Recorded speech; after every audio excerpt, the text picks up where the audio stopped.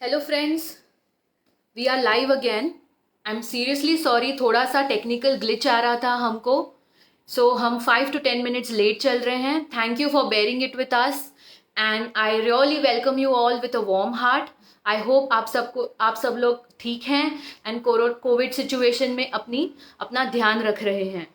आज का जो हमारा लाइव है that is on hearing issues in children, जिसमें सुनने की जो हमारी क्षमता है उसमें अगर हमको कुछ प्रॉब्लम आता है या हमारे बच्चों को कुछ प्रॉब्लम आता है तो उसमें हम क्या कर सकते हैं और उसमें एक स्पीच थेरेपिस्ट आपको कैसे हेल्प कर सकता है, हम उसके बारे में जानेंगे। अगर मैं आपको सुनने की क्षमता की बात करूं तो जैसे सिर्फ यही नहीं है कि हम सुन पाते हैं कि नहीं, अगर हमारे दोनों कान अच्छे से काम कर रहे हैं तो मुझे आवाज कहाँ से आ रही है मैं ये समझ पाती हूँ। अगर मैं शादी में हूँ या मैं मॉल में हूँ और वहां पे अगर बहुत ज्यादा आवाज है और कोई मुझसे धीरे से आके बात करने की कोशिश कर रहा है तो मैं उस साउंड को फिल्टर कर सकती हूँ और जो साउंड मेरे लिए इंपॉर्टेंट है उस पर मैं ध्यान दे सकती हूँ। ये भी हमारी सुनने की क्षमता हमको हेल्प करती है। अगर मैं क्लासरूम में हूँ, मैं स्कूल में हूँ और वहां पे अगर टीचर मुझे कुछ सिखा और अगर मैं उस पर ध्यान नहीं दे पा रही हूँ तो कहीं ना कहीं मेरी सुनने की क्षमता को भी मुझे चेक करना पड़ेगा। तो ये सारी चीजें हमें हमारा हियरिंग हेल्प करता है, हमारा बैलेंस में भी हमें हमारा हियरिंग हेल्प करता है। आज हम हमारे साथ एक स्पीच थेरेपिस्ट आने वाले हैं जो हमें इसके बारे में ज्यादा समझाने वाले हैं। क्योंकि अगर आप कोई भी बच्चा देखो जो उसको बोलने में तकलीफ है तो सबसे पहले हमें उसकी हियरिंग चेक करनी चाहिए कि अगर मैं जो सुनूंगी उसी प्रकार से मैं बोल पाऊंगी। अगर मुझे सुनने में क्लैरिटी नहीं है तो मेरे बोलने में भी क्लैरिटी नहीं होगी। तो आज हम वेलकम करना चाहूंगी मैं मिस मोहिनी शाह, जो हैं founder and head audiologist at Aarambh speech and hearing clinics, Mumbai and Alibag. She has been extensively working in this field for the past 9 years. She has been dedicated towards creating awareness and practice of newborn hearing screening projects all across Maharashtra, which is very important कि अगर आपका बच्चा जब पैदा होता है अगर तभी हम सारा टेस्ट करवा लेते हैं तो फ्यूचर में हम उस रिस्क को अवॉइड कर सकते हैं। She has successfully rehabilitated number of children with hearing issues. Her motto is right action taken at the right time will result in success and good quality of life for those children. मैं उनको welcome करना चाहूंगी। Let's add her. Give me 2 minutes, Mohini will be us in 2 minutes।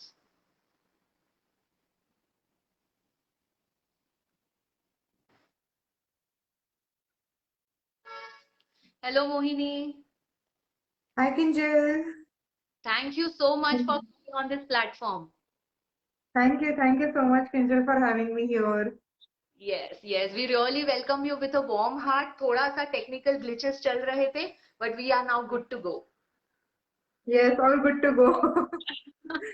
Yes Because I Mohini, love the way you have introduced. Thank you so much. Most welcome. You are doing an amazing job. Specifically जो newborn के hearing testing जो project आप शुरू किया है आपने, उसके बारे में we would want to know. और वही मैं ऑडियंस को कह रही थी कि सिर्फ सुनना ही एक चीज नहीं है। Hearing plays a lot of role all throughout your life. आपकी सेल्फ कॉन्फिडेंस, आपका सेल्फ एस्टीम, सब कुछ उस पर डिपेंड करता है। अगर मुझे हियरिंग में इशू है तो मेरा ओवरऑल पर्सनालिटी में भी वो दिखने लगता है, स्पेशली बच्चों के। So now we have an expert and she will shed light on that.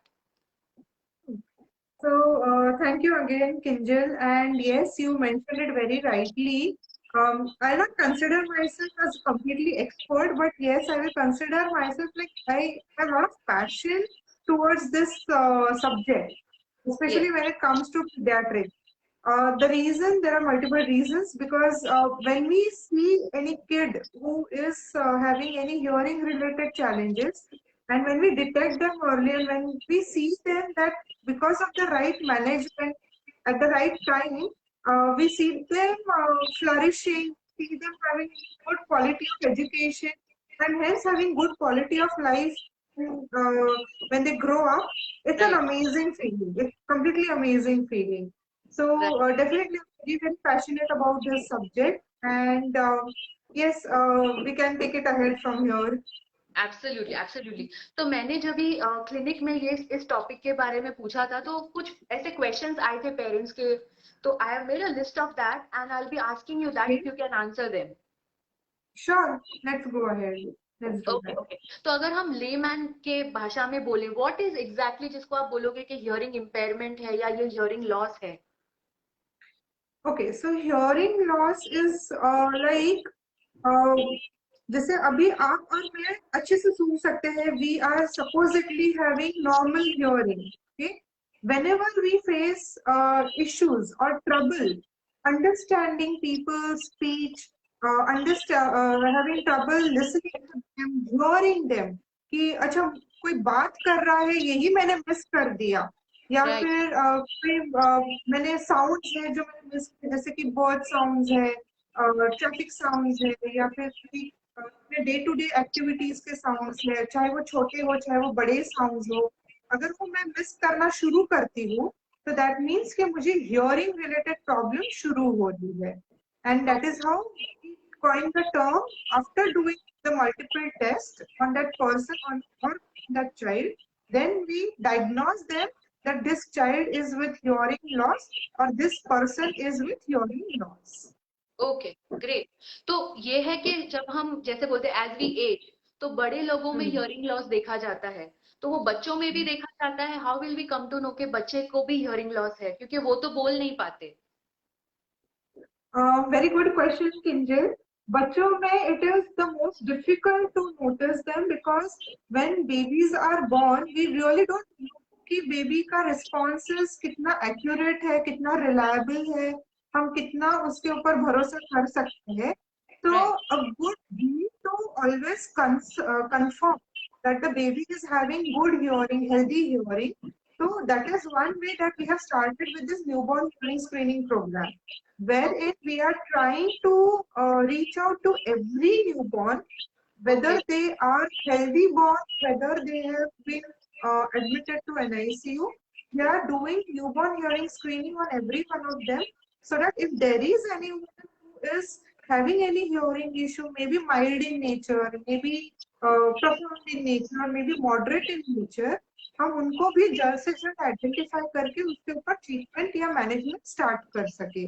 So okay. right way to understand whether a child has or not, and that too at birth, is only doing a newborn hearing screening. Okay. Older babies, when you ask me, older babies you will see signs like delayed speech and language development. You will see that the child is having lot of issues with attention. You will also see that the child is not having good eye contact with the parents. वो आपको नजर से नजर मिलाता नहीं है जल्दी. If the child has, say, a mild or moderate category of hearing loss, this child might have some speech and language, but again not age appropriate. अपने उम्र के हिसाब से नहीं होता है, और या तो उनके बोलने में स्पष्टता नहीं होती है. वो मतलब जैसे जैसे हम नॉर्मली बोलते हैं कि थोड़ा टोटला के बात करते हैं बच्चे, तो ये कुछ साइंस दिख सकती है जिससे हम एटलीस्ट अंदाजा लगा सकते हैं कि शायद बच्चे को अगर सुनने में दिक्कत हो तो ये सब चीजें भी दिखती है. इसके अलावा कई बार हम इसे देखते हैं कि बच्चे एक ही आवाज पे देखते नहीं है, उनको बार बार चीजें बोलनी पड़ती है, मल्टीपल टाइम रिपीट करना पड़ता है. तो कई बार पेरेंट्स को ऐसा लगता है कि बच्चा सुनता तो है लेकिन वो ध्यान नहीं दे रहा है. तो मतलब तभी पेरेंट्स कंफ्यूज हो जाते हैं कि ध्यान की प्रॉब्लम है कि सुनने की प्रॉब्लम. इसलिए राइट। फिर हम लोग हमेशा रेकमेंड करते हैं कि अगर आपको ऐसे कोई भी साइंस या सिम्टम्स दिखते हैं आपके बच्चे में, तो आप एक हियरिंग टेस्ट जरूर करवा लीजिए ताकि हम समय रहते डायग्नोसिस करके उसके ऊपर एक्शन स्टार्ट कर सके. Perfect perfect. तो बच्चों में ऐसे हियरिंग लॉस का रीजन क्या हो सकता है? जैसे बड़ों में बोलते हैं कि आपकी जो नस है जो हियरिंग की, वो सूख जाती है over a period of time, तो बच्चों में क्या है रीजन?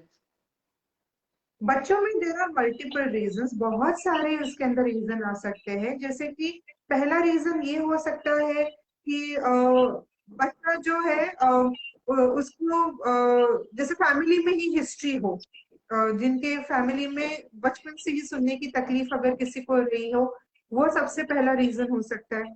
दूसरा रीजन जो आजकल के इसमें हम लोग बहुत ज्यादा देख रहे हैं, वो है वायरल इन्फेक्शन। फिर चाहे वो कोविड-19 क्यों ना हो, जिन पे वायरल इन्फेक्शन हो रहा है जैसे कि मीजल्स, मम्स, डेंगू, मलेरिया, या जिनको भी कोविड-19 हो रहा है, वी आर हम लोग हर पेरेंट पे थोड़ा दबाव डाल रहे हैं कि एक बार जरूर से सुनने का भी जांच करवा लीजिए, ताकि क्योंकि ये जो वायरल इन्फेक्शंस होते हैं, ये कान के अंदरूनी हिस्से को, जिसको हम कान की नस बोलते हैं, वहां तक जाके ये अफेक्ट कर सकती है। तो हम आगे जाके उस चीज का इलाज करें, और वही चीज जब हमें पहले ही पता चल जाए तो उसका इलाज करने में आसानी होती है। सो यस, वायरल इन्फेक्शंस बहुत बड़ा आजकल रीजन बन रहा है। जो बच्चों में अगर हो रहा है तो हियरिंग की तकलीफ भी हो रही है। दूसरे रीजंस है कि बच्चों को जैसे जन्म के बाद से ही अगर बार बार उनको सर्दी जुकाम हो रहा है, या जैसे इन्फेक्शंस बार बार हो रहे हैं, या किसी रीजन की वजह से उनको हॉस्पिटल एडमिट करना पड़ा है, एंटीबायोटिक्स देने पड़ते हैं बच्चों को, तो उसके वजह से भी उसका साइड इफेक्ट्स भी बच्चों के सुनने पे हो सकता है। राइट। सो ये है। फिर अगर बच्चे को कभी सर के बल चोट लगी हो, या बच्चा कभी जब गिर जाता है और कान पे अगर लगती है, तो उसकी वजह से सुनने की तकलीफ हो सकती है। तो ऐसे कई सारे कारण हैं जिसके वजह से बच्चों में सुनने की तकलीफ हो रही है, और ये अभी के समय में हम बहुत ज्यादा बच्चों में देख रहे हैं। तो हम ऐसे नहीं कहेंगे कि बहुत अनकॉमन है, ये बहुत कॉमनली अभी के बच्चों में देख रहे हैं। जस्ट दैट पेरेंट को अभी भी समझने में, या उस चीज का पता करने में टाइम ज्यादा लग रहा है। Okay, okay. तो जैसे आपने कहा कि छोटे बच्चे जो बस पैदा हुए, न्यू बॉर्न, तो उनका हियरिंग टेस्ट कैसे होता है? सो उनका यूरिन टेस्ट सबसे इजी है और सबसे क्विक है, क्योंकि जब वो बेबीज जैसे न्यूबॉर्न्स होते हैं तो वो ज्यादातर समय वो लोग सोते रहते हैं, और हम एक टेक्निक यूज करते हैं जिसको हम कहते हैं OAE टेस्ट। और वो सबसे क्विक है, जिसमें हम बस बच्चों के कान में कुछ अलग अलग फ्रीक्वेंसीज की आवाज देते हैं, और जब पूरा हियरिंग सिस्टम जब पूरा हेल्दी होता है, हमें उन बच्चों में इकोस पाए जाते हैं। तो ये पूरा टेस्ट ऑटोमेटिक होता है, और इसमें बच्चे को कोई तकलीफ नहीं होती है, कोई सुई नहीं लगती है, खून की जांच नहीं है ये। इट इज जस्ट 2 मिनट का सिंपल जांच है ये। फिर अगर ये टेस्ट टाइम पे हो जाता है, तो हम अश्योर करते हैं कि हाँ, ये बेबी को सुनने के रिलेटेड कोई तकलीफ नहीं है। तो जिसके ओके। आधार पे बच्चों का पूरा डेवलपमेंट डिपेंडेंट है, चाहे वो फिर भाषा का विकास हो, चाहे वो बोलने के डेवलपमेंट के लिए हो, चाहे वो बुद्धि का विकास हो, ये सारी चीजें सुनने के ऊपर निर्भर करती है। तो राइट। बच्चों का टेस्ट हम अ, जैसे ही बच्चा जन्म लेता है तभी ही हम करना प्रेफर करते हैं। Great, great, great. तो अगर हमें पता चला, बीट न्यूबॉर्न या थोड़ा बड़ा हुआ तब, कि हाँ भाई इयरिंग इशू है, तो कैसे पता चलेगा कितना है? दोनों कान में है या एक कान में है? कुछ ऐसा क्लासिफिकेशन होता है? और उसके बाद कैसे मदद की जाती है उन बच्चों को? सो जो बेबीज या जो बच्चों को हमने टेस्ट किया है, और हमें एक बेसिक पता चला है कि शायद ये बच्चे को सुनने की तकलीफ हो सकती है, तो हम वो बच्चों के ऊपर और ज्यादा जांच करते हैं, जिसमें हमें एक्यूरेट रिस्पॉन्सेस मिलने की संभावना बढ़ जाती है। इसमें बस इतना ही पता चलता है, जब हम स्क्रीनिंग करते हैं उसमें इतना ही पता चलता है कि बच्चे को सुनने की तकलीफ हो सकती है या नहीं हो सकती है, बस। अगर उसमें हमें ऐसा लगता है, या हमें लग रहा है कि जैसे बच्चे को शायद सुनने की तकलीफ हो, तो हम उसके ऊपर आगे की जांच करते हैं, जैसे कि बेरा टेस्ट करते हैं, ऑडियोमेट्री टेस्ट करते हैं। अगर उसके अंदर पता चला है कि बच्चे को सुनने की तकलीफ है, तो हमें पता चलती है कितनी डिग्री की तकलीफ है, क्या वो मामूली तकलीफ है, क्या वो मध्यम तकलीफ है, या क्या वो तीव्र तकलीफ है, बहुत ज्यादा तकलीफ है। उसके अनुसार हम बच्चे का मैनेजमेंट शुरू कर दें। उसमें एक और चीज ये भी पता चलती है कि बच्चे का जो सुनने की तकलीफ है, क्या ये टेम्पररी है, जैसे कि कुछ समय के लिए ही है, इन्फेक्शन की वजह से है, तो बच्चों को कुछ मतलब जैसे डॉक्टर्स दवाइयाँ वगैरह लिख के देते हैं, वो दवाइयाँ ले लेते हैं और उनका सुनना फिर से नॉर्मल हो जाता है। लेकिन कुछ बच्चों में जिनको परमानेंट रिलेटेड ये प्रॉब्लम होती है, तो उनके लिए फिर हमें और आगे की जांच करके उनको उनके हिसाब से हियरिंग एड्स या कॉक्लियर इम्प्लांट करके टेक्नोलॉजी होती है, ये हमें उनको प्रिस्क्राइब करनी पड़ सकती है। तो ओके वो सब जब हम पूरी तरह से जांच करते हैं, तभी हम बता सकते हैं कि बच्चे को एग्जैक्टली किस तरह का मैनेजमेंट चाहिए। दवाइयों वाला मैनेजमेंट चाहिए, हियरिंग एड वाला मैनेजमेंट चाहिए, या कॉक्लियर इम्प्लांट वाला मैनेजमेंट चाहिए। Okay okay great. तो यही सबसे बड़ा एक डाउट जो क्लिनिक में पेरेंट्स आते हैं उनका, कि हाउ डू यू डिसाइड कि हियरिंग एड हेल्प करेगा कि कॉक्लियर इम्प्लांट हेल्प करेगा, सबसे सो बड़ा क्या? सो जब अच्छा, हमने अभी डायग्नोसिस कर लिया, हमने हियरिंग एड्स भी दे दिए। अब जैसे हम जब प्रैक्टिस करते हैं तो हम पहले सबसे पहले अगर हमें जैसे डाउट है कि बच्चे को हियरिंग एड करेगा या कॉक्लियर इम्प्लांट करेगा, हम हियरिंग एड के साथ जांच करते हैं बच्चे का, देखते हैं कि उनको बेनिफिट कितना हो रहा है, तो उसको हम कहते हैं हियरिंग एड बेनिफिट टेस्टिंग। वो जब हम करते हैं उसमें हमें अंदाजा आ जाता है कि क्या बच्चे को सुनने में आसानी हो रही है कि नहीं हो रही है हियरिंग एड के साथ।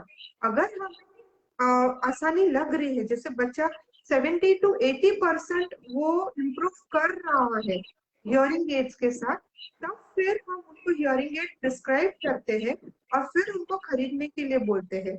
उसके अलावा अगर हमें डाउट लगता है कि शायद बच्चे को फायदा इतना नहीं हो रहा है, लेकिन समय रहते शायद फायदा हो जाए, तो हम उस समय पे बच्चे को खरीदने नहीं लगाते हैं, लेकिन बच्चे को रेंट पे देते हैं वो हियरिंग एड्स, ताकि बच्चे उससे पहले थेरेपी स्टार्ट कर सके। और जिसमें सबसे ज्यादा महत्व रोल प्ले करता है ऑक्यूपेशनल थेरेपी, क्योंकि जैसे ही बच्चे को हम हियरिंग एड्स देते हैं, जो आप डॉक्टर्स होते हो, फिर आप उसके ऊपर सुनने के ऊपर उनका अटेंशन पे आप काम करना स्टार्ट करते हो, और हम side by side therapy, speech therapy, auditory training वो स्टार्ट करते हैं। तो राइट 1 से 2 महीने हम देखते हैं कि बच्चे को कितना बेनिफिट हो रहा है। अगर बच्चे को अच्छा बेनिफिट हो रहा है, तो फिर हम पेरेंट्स को बोलते हैं अब आप खरीद सकते हो। अगर राइट नहीं हो रहा है, फिर हम कॉक्लियर इम्प्लांट की प्रोसीजर शुरू करते हैं। तो हियरिंग एड और कॉक्लियर इम्प्लांट, ये दोनों हम इमीडिएटली चेक करके नहीं बता सकते हो कि बच्चे को तुरंत फायदा करेगा कि नहीं करेगा। ये हम समय रहते ही बता सकते हैं। Right right right. Thank you so much ये क्लैरिफाई करने के लिए। काफी पेरेंट्स का ये डाउट रहता है। ओके, तो आपने हियरिंग एड ले लिया या आपने कॉक्लियर इम्प्लांट ले लिया, प्रॉब्लम सॉर्टेड कि और कुछ होता है उसके बाद? हियरिंग एड्स करो या कॉक्लियर इम्प्लांट करो, मेरा बहुत फेवरेट एग्जांपल ये रहता है कि जैसे बुढ़ापे में जब हमें घुटनों में तकलीफ होती है, करेक्ट, राइट और जब हमें डॉक्टर बोलता है कि हमें शायद नी रिप्लेसमेंट सर्जरी लगेगी या हमें कुछ दवाइयां हम देंगे, लेकिन क्या वो दवाइयों के साथ वो बाम लगाने के बाद क्या आप तुरंत भागना और दौड़ना शुरू कर देते हो? नहीं, हम उसके बाद फिजियोथेरेपी करते हैं। वो पूरा एक रिहैबिलिटेशन का पूरा प्रोसेस होता है, राइट। वैसे राइट ही जब हियरिंग एड पहनाते हैं किसी भी बच्चे को या किसी भी व्यक्ति को, चाहे वो बच्चा हो या बड़ा हो, या कॉक्लियर इम्प्लांट भी करते हैं, ये एक पूरा प्रोसेस होता है। उसके बाद जो सबसे इम्पोर्टेंट है वो है ट्रेनिंग। फिर वो ऑडिटरी ट्रेनिंग हो, स्पीच थेरेपी हो, ऑक्यूपेशनल थेरेपी हो, ये एक पूरा टीम बन के हम ट्रेनिंग देते हैं, जिसके अंदर टीचर्स फॉर द डेफ भी होते हैं, साइकोलॉजिस्ट होते हैं, पीडियाट्रिशियन होते हैं, ईएनटी सर्जन होते हैं। हम सब मिलके ये बच्चे का एक टीम बनाते हैं, और राइट जिसके पिलर्स हैं वो बच्चों के पेरेंट्स। वो पेरेंट्स के इर्द गिर्द पूरे हम घूमते हैं, और वो बच्चे को हम पूरा ट्रेन करने की कोशिश करते हैं। तो सिर्फ हियरिंग एड के साथ कुछ नहीं होगा, लेकिन हाँ, हियरिंग एड या कॉक्लियर इम्प्लांट के साथ बच्चा कम से कम सुनने लगेगा। एक बार सुनना शुरू किया तो ट्रेनिंग के साथ बच्चा समझना भी शुरू करेगा और अपना डेवलपमेंट प्रोसेस भी शुरू कर देगा। ग्रेट इसलिए ग्रेट। हियरिंग एड या कॉक्लियर इम्प्लांट नहीं, एक पूरा मेहनत है, एक पूरा प्रोसेस है उसके पीछे। Right right right. So proper rehabilitation उनको फॉलो करना है, which will involve a lot of multi professional approach, right. Correct correct. Yes. Great. और ये भी हमने देखा है कि कई बार पेरेंट्स, बिकॉज सोसाइटी ऐसी है, को दिख जाता है कि आपने कान में हम्म। हियरिंग एड डाला है, अरे आपके बच्चे को प्रॉब्लम है, तो कई बार पेरेंट्स ही ऐसे होते हैं कि क्या हम इसको अवॉइड कर सकते हैं, या उन्हें कभी कभी ऐसी शर्म आती है कि मेरे बच्चे को ये प्रॉब्लम है, तो आप क्या कहना चाहेंगे उसके बारे में? सबसे पहले तो जब पेरेंट्स आते हैं मेरे पास, हाँ, ये थोड़ी सी अभी भी हमारे सोसाइटी में थोड़ा सा अभी भी इसको स्टिग्मा की तरीके से लिया जाता है, या एक शर्म के जैसे लिया जाता है कि किसी ने भी हियरिंग एड पहना तो मतलब वो बहरा है। मतलब सीधा टर्म दिया जाता है कि अरे ये तो बहरा है। आई एम होपिंग, मैं बहुत ज्यादा उम्मीद रखती हूँ कि जैसे हमारी कम्युनिटी ने, हमारे सोसाइटी ने चश्मों को एक्सेप्ट किया है और उनको हम डायरेक्टली अंधा नहीं बोलते हैं जो भी चश्मे पहनते हैं, वैसे ही मैं उम्मीद करती हूँ कि जो भी, चाहे वो बच्चा हो चाहे वो बड़े व्यक्ति हो, अगर किसी को सुनने की तकलीफ है तो उनको मशीन पहननी जरूरी है, क्योंकि उसी से वो सुन पाएंगे। तो राइट मैं पेरेंट को सबसे पहले मैं वही समझाती हूँ कि आप ऐसे मत देखें कि ये मशीन है, ये दिखेगी। आप इसको कान की तरह से एक्सेप्ट कीजिए। अगर ये कान मतलब अगर ये कान आपके बच्चे को जल्द से जल्द नहीं मिले तो आपके बच्चे का क्या नुकसान हो सकता है, आप वो सोचे। ना कि ये देखे कि समाज क्या बोलता है, लोग क्या सोचते हैं, क्या कहते हैं। बिकॉज वो आके उनका एजुकेशन नहीं देखने वाले हैं, वो आके उनको बड़ा होकर क्वालिटी ऑफ लाइफ नहीं देने वाले हैं। तो राइट ये अभी उनका कान का काम कर रहा है। तो टाइम पे कान मिले वो ज्यादा जरूरी है। तो मैं मशीन शब्द हटा के मैं मशीन को कान बोलना शुरू कर देती हूँ। तो अगर कोई बच्चा आता भी है मेरे पास तो मैं पूछती हूँ कान कहाँ पे है बच्चे के। तो राइट पेरेंट्स को हमेशा दिमाग में रहता है कि हाँ ये मेरे बच्चे के कान है, इसको लाइटली नहीं लेना है, इसको हमेशा पहना के रखना है। Right right right. और कई पेरेंट्स हम्म। ऐसे सोचते हैं कि हम अभी हियरिंग एड देंगे और फिर धीरे धीरे ही इम्प्रूव, तो उसकी जरूरत नहीं पड़ेगी, ऐसा कोई मिथ है, तो what will you say about that? Um, मैं कभी भी पेरेंट्स को रोकती नहीं हूँ उनके जो भी ट्राई करना चाहते हैं, चाहे वो होम्योपैथिक ट्राई करे, चाहे वो आयुर्वेदिक ट्राई करे, चाहे वो एलोपैथिक ट्राई करे। मैं किसी भी पेरेंट्स को रोकती नहीं हूँ क्योंकि वो मेरा ड्यूटी नहीं है या वो मेरा राइट भी नहीं है। So right I always tell them कि आप कीजिए, आपके हिसाब से आपको जो बेस्ट लगता है आप कीजिए, लेकिन जो फैक्ट है, जो रियलिटी है, उससे हटकर मत कीजिए। जो जरूरी है वो जरूरी है, उसको आप डिनाई नहीं कर सकते हो। तो आप अगर मशीन लगा लेते हो, उसके बाद आपको जो ठीक लगे आप कीजिए। हाँ, उसके बाद हम ऐसे भी बच्चे का टाइमली इवेल्युएशन करने वाले हैं। हम हर समय, हर 3 महीने, हर 6 महीने में हम बच्चे का जांच करेंगे। अगर आपकी होम्योपैथी, अगर आपकी आयुर्वेदिक अगर उसको हेल्प कर रही है तो हमें वो रिपोर्ट्स में दिख जाएगा। लेकिन अगर वो नहीं हेल्प कर रहा है तो भी वो दिख जाएगा। राइट। राइट तो मैं राइट पेरेंट्स को बोलती हूँ कि जो उस समय के लिए सही हो वो कीजिए आप। बाकी राइट चीजें आप बाद पे रखिए और फिर उसको मॉनिटर करते रहिए। And I have had some beautiful examples. I have had a child who had hearing loss and उनको हमने सिर्फ टाइम पे हियरिंग एड्स दे दिए and she started with her homeopathic, she started with her ayurvedic and we are seeing improvement। हम मना नहीं कर रहे हैं, बट जो जरूरत था उस समय के लिए वो बच्चे को मिल गया और बच्चा इम्प्रूव भी कर रहा है, वो भी हमने देखा। But it right was all because of team approach, because of psychologists, because of orthotists, because of audiologists, because of speech therapists, and because of the parents। तो ये राइट सब चीजें जब हम सही समय पे करते हैं, सही चैनल पे हम करते हैं, सही जगह पे हम एनर्जीज डालते हैं, तभी ये सब चीजें वर्क करती है। Great great. तो अगर मुझे पता चला एज अ न्यूबॉर्न टेस्टिंग कि हाँ प्रॉब्लम है, तो थेरेपी कब से शुरू होती है इन अ न्यूबॉर्न, कि हमें कितना वेट करना चाहिए? सी ऑनेस्टली हम सब ने अभिमन्यु की स्टोरी सुनी है महाभारत में, राइट? बच्चा जब माँ की कोख पे होता है, बच्चा 7वें महीने से शुरू कर देता है सुनना। तो राइट वो 7वें महीने से जो भी हम बात करते हैं या जो भी हम सुनते हैं, वो सब चीजें बच्चा अपने ब्रेन में रजिस्टर करना शुरू कर देता है। अगर किसी बच्चे को सुनने की तकलीफ हो, तो हम वो 2 महीने जो बच्चे माँ की पेट में रहता है जन्म होने से पहले, तब से लेके हम जब तक उसका डायग्नोसिस करते हैं, वो पूरा समय हम पकड़ते हैं कि ये पूरा समय बच्चे का लॉस है।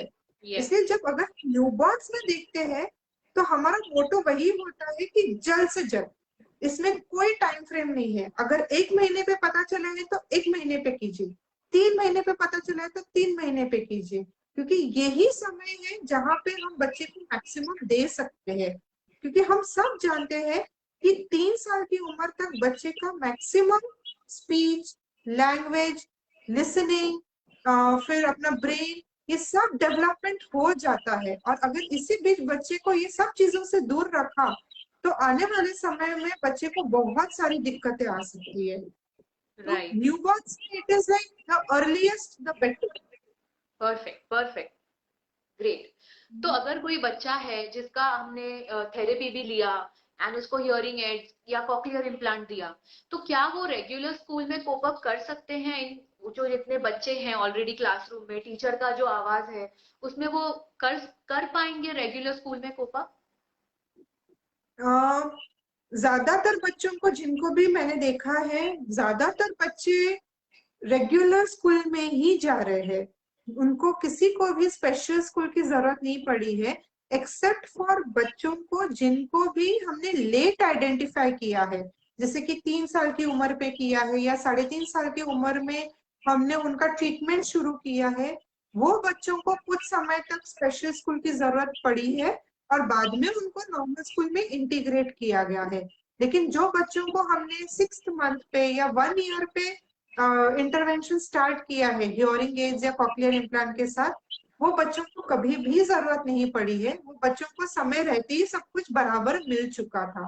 सो हाँ, बट एक चीज ये भी डिपेंड करती है, चाहे वो हियरिंग हेड हो या कॉक्लियर इम्प्लांट हो, वो हमने एक दो कान में पहनाया है या बच्चे के क्लास में कितना स्ट्रेंथ है, बच्चे के क्लास में 10 बच्चों का स्ट्रेंथ है कि 20 बच्चों का स्ट्रेंथ है कि 50 बच्चों का स्ट्रेंथ है, उस पर काफी चीजें निर्भर करती है। क्योंकि फिर अगर हमें उस चीज में कुछ चैलेंजेस अगर हमें दिखते हैं, तो हम पर्सनली जाके टीचर्स को बोलते हैं कि उनको क्या टिप्स, क्या टेक्निक्स यूज करनी है, बच्चों को बिठाना कहाँ पे है, ताकि बच्चों का कहीं से भी कुछ भी कॉम्प्रोमाइज ना हो। इसलिए राइट फिर उस तरह से हम ध्यान देते हैं, कुछ टिप्स एंड टेक्निक्स हमें टीचर्स को बतानी पड़ती है। Right but right yes, regular schooling, normal education जो पेरेंट्स के मन में है वैसे आप बोर्ड में डाल सकते हो, उससे कोई प्रॉब्लम नहीं होती है। जस्ट दैट वो टाइम पे किया तो ही होता है, अदरवाइज थोड़ा स्पेशल स्कूलिंग का जरूरत पड़ सकता है। Right right right. जैसे हमारे पास एक बच्चा आता था same with bilateral hearing hmm, loss, दोनों कान में वो नहीं सुन पा रहा था और दोनों कान में हियरिंग एड्स थे। और उसको दिक्कत ये आती थी कि वो क्लैरिटी से समझ नहीं पाता था, आवाज आ रहा था पर क्लैरिटी नहीं आ रही थी। और स्पेशली इंस्ट्रक्शंस जब हम देते थे, तो तभी आई थिंक वो आपके पास आपका ही पेशेंट था और तभी आपने उसको एक माइक दिया था जो हम यहाँ पे पहनते थे, जो राइट उसको और बेटर उसको राइट। सुनने में हेल्प करता था। So what is that exactly, if you can tell the audience? तो जो बच्चों को ज्यादा तीव्र तकलीफ होती है, जो बच्चों को ज्यादा डिग्री की तकलीफ होती है, तो उन्हें हम सिर्फ हियरिंग एड तक नहीं रुकते हैं, उनको हम एडिशनल एक्सेसरीज देते हैं, जिससे कि वो शोर में या फिर इम्पोर्टेंट जगहों पे, जैसे कि थेरेपी हो या लर्निंग जहाँ पे होती है, स्कूल्स जहाँ पे होता है, वहां पे वो बच्चा मैक्सिमम अच्छे से सुन सके और क्लियरली सुन सके। तो उसको हम असिस्टिव लिसनिंग डिवाइसेस बोलते हैं, जो नॉइस जैसे जगह पे सबसे ज्यादा इफेक्ट करती है और बच्चों को क्लैरिटी देती है सुनने में।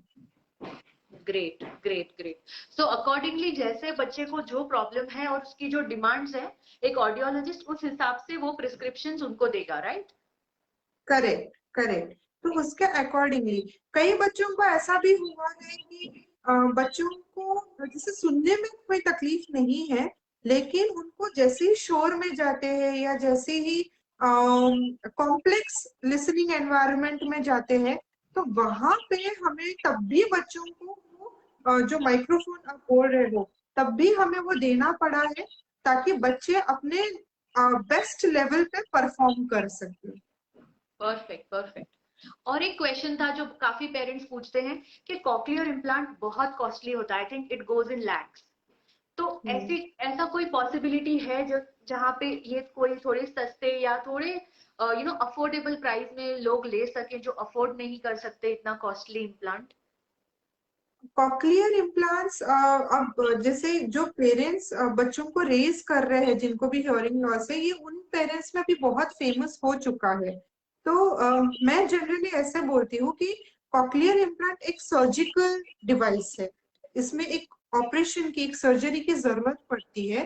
तो माना कि ये बहुत महंगी टेक्नोलॉजी है, बट उसके फायदे कितने हैं पहले तो वो देखिए, कि इससे अगर आपके बच्चे का लिसनिंग, हियरिंग और बच्चे की अगर क्वालिटी ऑफ लाइफ में डिफरेंस आ सकता है, डेवलपमेंट में डिफरेंस आ सकता है, तो डेफिनेटली आप जैसे भी आप कर सकते हैं वैसे ट्राई कीजिए।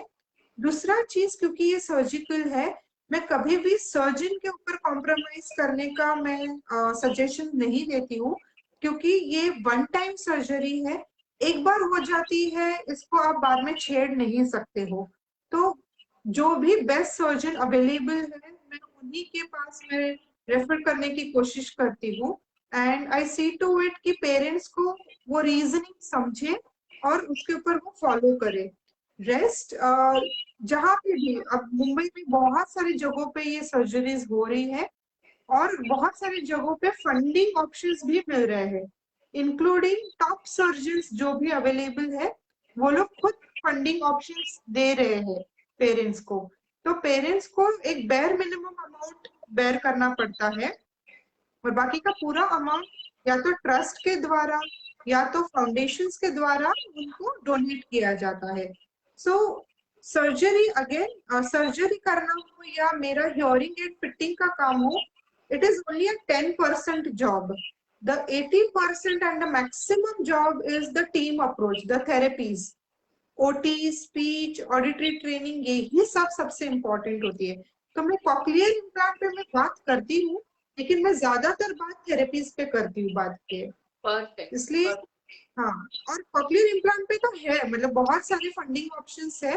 तो अभी के पेरेंट्स को, चाहे वो लोअर इकोनॉमिक के हो या मिडिल क्लास के हो, उन लोगों को फंडिंग ऑप्शंस इजीली अवेलेबल हो सकते हैं। Only thing is they have to be active towards it. Right right right. और जैसे आपने बोला, काफी पेरेंट्स ये नहीं जानते that there is a difference between hearing and listening. तो हाँ, या so if you can talk about that, exactly क्या है दोनों में फर्क? सिंपल एग्जाम्पल है, सुनना हम कान से करते हैं, हियरिंग हमारा कान से होता है, लिसनिंग हमारा ब्रेन से होता है, समझना हम दिमाग से करते हैं। ओके, सो अगर हियरिंग में प्रॉब्लम है तो लिसनिंग में प्रॉब्लम डेफिनेटली, क्योंकि ब्रेन तक आवाज पहुंच ही नहीं रही है, तो कुछ होगा ही नहीं, ना समझ आएगा ना डेवलपमेंट होगी। हियरिंग अगर हमने अच्छा कर लिया, तो ही वो कान की नस वो आवाज को ब्रेन तक पहुंचाएगी और लिसनिंग को डेवलप करेगी, समझने में हेल्प करेगी। तो हियरिंग है कि हम बस सुनते हैं, और लिसनिंग है कि हम सुनकर समझते हैं। Right right. सो वही वही काम शुरू होता है after you put the aid या you put the aid. Hearing है। Hearing is at yes, peak, अब लिसनिंग स्किल्स अब के लिसनिंग पे हमें काम करना है। Correct. It's absolutely. like I also give this example to the parent. If I have any parent who is a Gujarati speaking parent, तो मैं उनको ऐसे ही बोलती हूँ कि जब आप तमिलनाडु स्टेट में जाओगे या आप किसी भी साउथ स्टेट में जाओगे, तो आप बस लोगों को सुनोगे, लेकिन आप समझ नहीं पाओगे जब तक कि आप वो लोगों में ज्यादा समय नहीं बिताओगे, जब आप उनकी भाषा सीखना नहीं चालू करोगे, जैसे ही आप उनको सुन के समझना चालू करेंगे, आपकी वो भाषा की डेवलपमेंट शुरू होगी। तो बच्चों में it is a blank slate. आप जो भाषा उनके ब्रेन में डालना चाहते हो आप डाल सकते हो, बस उनको जल्द से जल्द सुनाइए वो भाषा। Perfect, perfect, very well said, very well said. मेरा आखिरी क्वेश्चन था, I think we lost Mohini, will wait for a minute. काफी इंटरेस्टिंग और इंसाइटफुल लाइव चल रहा है, जहाँ पे काफी कॉमन मिथ्स जो हम सभी को हैं हियरिंग एड्स के बारे में, या कॉक्लियर इम्प्लांट के बारे में, या सुनने की क्षमता के बारे में, we are discussing that. Give me one more minute, I just try to connect with हर।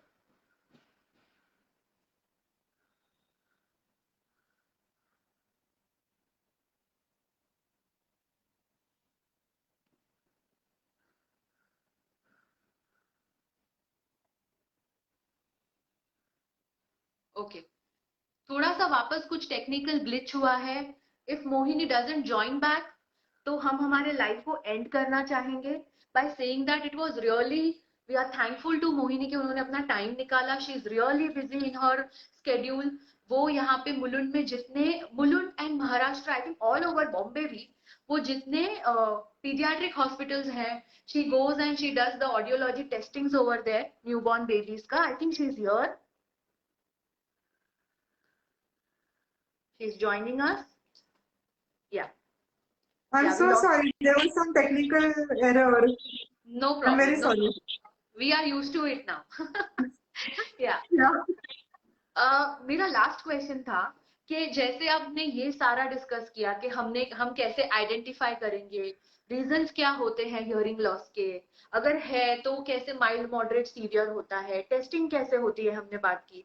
उसके बाद इम्प्लांट या हियरिंग डिवाइस देना है, उसके बाद थेरेपीज होनी है, स्कूल हो गई। व्हाट डू यू फील, आपके एक्सपीरियंस के हिसाब से, will they B living a regular life like you and मी, या कहीं ना कहीं कुछ प्रॉब्लम रह जाता है कि वो दिख के आ जाते हैं कि they are different than us?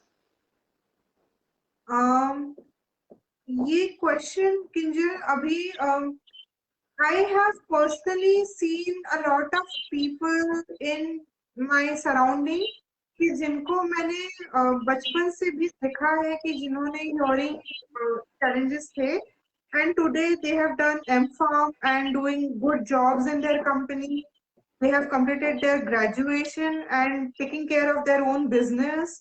I have Wow. seen some of the kids growing up and becoming audiologists themselves, trying to serve Amazing. the same community. And they have become speech therapists. They have done what not. So I don't see there is any limitation, or is there is any kind of restriction kind of hearing impairment. It just मतलब अभी gradually what I'm seeing is parents when they see the result of early intervention, उन लोग को खुद को लगता है कि हाँ अब मेरा बच्चा जो चाहे वो बन सकता है, चाहे वो Right. साइंटिस्ट बने, चाहे वो डॉक्टर बने, चाहे वो इंजीनियर बने, चाहे उसको जो बनना है वो बने, बिकॉज अब उनको लगता है कि हाँ जो बेस्ट था वो हमने दे दिया है, और अब बच्चा अपने आप में वो डेवलप कर रहा है और उसकी क्वालिटी ऑफ लाइफ वो खुद से बनाएगा। So yes, I don't see that there is any limitation to it. Sky is the limit. It's just like again, मैं फिर से यही बोलूंगी कि आप हमेशा ऐसे व्यक्ति को हमेशा एक चश्मे के आधार पे देखें। क्या किसी को भी जिसको भी चश्मा है, क्या वो चश्मे की वजह से कहीं पे पीछे हुए हैं? नहीं हुए हैं। तो मशीन की वजह से क्यों पीछे होंगे? इट्स जस्ट हमारी सोच हमें बदलनी है, और अगर हम नहीं बदलेंगे तो कम्युनिटी में बदलने के लिए और ज्यादा वक्त लगेगा। Absolutely. It starts from us is all I believe. हम बदलेंगे तो ही हम बाकी को बदल सकते हैं। Absolutely. We are the community. What is community otherwise? Exactly. Yes, जैसे मैं हमेशा बोलती हूँ, what is this definition, normal क्या है, ये तो हम ही ने सेट किया है ना। तो हम ही उस राइट, डेफिनेशन को थोड़ा बड़ा कर देंगे तो they are also part of normal. Correct, correct, perfect, perfect. And this correct, was so motivating to hear कि ये लोग इस लेवल पे, जिन लोगों को ये हियरिंग इश्यूज हैं या जो इम्प्लांटेड हैं या जिनके पास डिवाइसेस है, they are doing wonders in life just like you and me. So that's correct. So great, I am in fact sure. I yeah, Yeah, in fact, I see them. If I see any audiologist doing audiology, मतलब, having hearing impairment and doing audiology practice, I feel wow. मतलब ये खुद एक example है. तो parent को और क्या दिखना है? In fact, that's the best thing. That's absolutely. really the best thing. I am sure जो पेरेंट्स हमको सुन रहे हैं या जो बाद में सुनेंगे इस लाइफ को, they will be so motivated and they will have some ray of hope to look forward to life, क्योंकि जब ये डायग्नोसिस आता है तो बहुत हार्ट ब्रेकिंग होता है। उसके ऊपर the Hmm. Societal stigma, and वो रोड क्लियर नहीं है कि अब आगे क्या होने वाला है। And there are Correct. Behaviour issues in the child, because हम देखते हैं जब थेरेपी के लिए आते हैं वो इतने परेशान हो जाते हैं कई बार कि अगर कुछ हुआ तो उठा के वो हियरिंग एड फेंक देंगे। Perfect. we see a lot of that, but then जैसे जैसे वो उनका skills बढ़ता जाता है, auditory skills, listening skills, they start doing wonders. Hmm. So I'm sure, yeah, No. I'm saying whenever we see such behaviors, I always tell the parent कि अभी बच्चों को ये लग रहा है कि ये जो पहना है ये आपके लिए इम्पोर्टेंट है, मेरे लिए इम्पोर्टेंट नहीं है। तो आई टेल द पेरेंट्स कि उनको उस तरह से ट्रेन कीजिए कि उनके लिए इम्पोर्टेंट है, आपके लिए नहीं। तो this exactly, is one thing that we tell them. exactly. तो वही मैं कह रही थी, हमने वो देखा है कि ये इरिटेशन से उसको एक्सेप्टेंस पे आना बच्चे का वो तब होता है जब पेरेंट्स उसको पहले बहुत अच्छी तरह से एकदम नॉर्मल वे में एक्सेप्ट करते हैं। अगर पेरेंट्स ही उसको नहीं करेंगे तो बच्चा तो उसको नहीं करने वाला है, और वो उसको आपका खिलौने के जैसे आपकी चाबी यस करेगा, मेरी बात यस नहीं तो मैं फेंक दूंगा। So correct if change they will also start adjusting to it. Correct correct. And that great. is where I am so dependent on you all, occupational therapist, क्योंकि वो जॉब आप सबसे बेस्ट करते हो। Right right. ये भी जो scope है in working with kids with cochlear implants या हियरिंग एड्स, ये काफी इतना एक्सप्लोर्ड नहीं है। बहुत कुछ कर सकते हैं occupational therapist, specifically when it comes to auditory skills का training and correct listening training, because of which behaviours आते हैं, because of which correct. Attention issues आते हैं, because of which parent child bond बिगड़ जाता है। और वो कहीं हम्म। ना कहीं दूसरे प्रोफेशनल्स को भी हेल्प करता है उस पर बिल्ड ऑन करने को। तो अगर करेक्ट। हमको कोई ऑक्यूपेशनल थेरेपी स्टूडेंट सुन रहे हैं या ऑक्यूपेशनल थेरेपिस्ट सुन रहे हैं, I am telling you it's beautiful to work with this kids, और बहुत ज्यादा hmm. Satisfying when they start growing with flying colours. Great great. So Mohini, we had an amazing time, amazing time. आपने सारे questions जो मैंने बहुत बार parents से सुने हैं उसका बहुत सिंप्लीफाइड वे में आंसर दिया। So we really thank you a lot for all the time that you give to us. Thank you so much, Kinjal. It means a lot to me as well. Thank you. And we look forward to having more such live interactions with you in the future. Sure, definitely. Okay, Thank okay. you.